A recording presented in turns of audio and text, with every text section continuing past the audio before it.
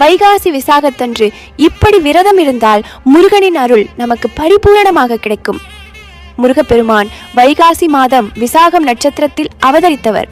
அதனால் அவர் அவதரித்த திருநாளை வைகாசி விசாகமாக கொண்டாடுகிறோம். இந்த நாளில் குழந்தை வடிவில் இருக்கும் முருகப்பெருமானை மகிழ்ச்சியுடன் போற்றி வழிபடுவது சிறப்புக்குரியதாகும்.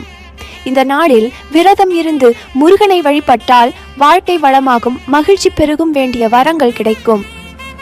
இந்த ஆண்டு ஜூன் 9ஆம் தேதி திங்கட்கிழமை வைகாசி விசாகம் வருகிறது. முகப்பெருமான் படத்தை சுத்தம் செய்து அழகிய மலர்களால் அலங்கரிக்க வேண்டும். வேல் அல்லது முருகப்பெருமான் விக்கிரகம் வைத்திருப்பவர்கள் அன்று பால் அபிஷேகம் செய்து வழிபடுவது சிறப்பு. வீட்டில் படம் மட்டும் வைத்திருப்பவர்கள் அருகில் இருக்கும் முருகன் கோவிலுக்கு அபிஷேகத்திற்கு பால் வாங்கி கொடுக்கலாம். வீட்டில் முருகப்பெருமானுக்கு பால் நைவேத்தியமாகவும் படைக்கலாம்.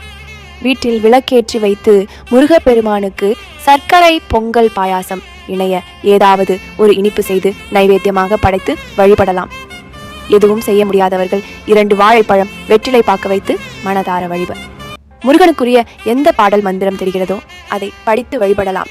எதுவும் தெரியாதவர்கள் ஓம் சரவணபவ என்ற மந்திரத்தை 108 முறை சொல்லி வழிபடலாம். மேலும் வைகாசி விசாகம் என்று யாராவது ஒருவருக்காவது அன்னதானம் செய்வது சிறப்பு. இதை கடைபிடிப்பதன் மூலம் முருகப்பெருமானின் அருள் நமக்கு பரிபூரணமாக கிடைத்து வாழ்வில் அனைத்து நன்மைகளும் நிகழத் தொடங்கும்.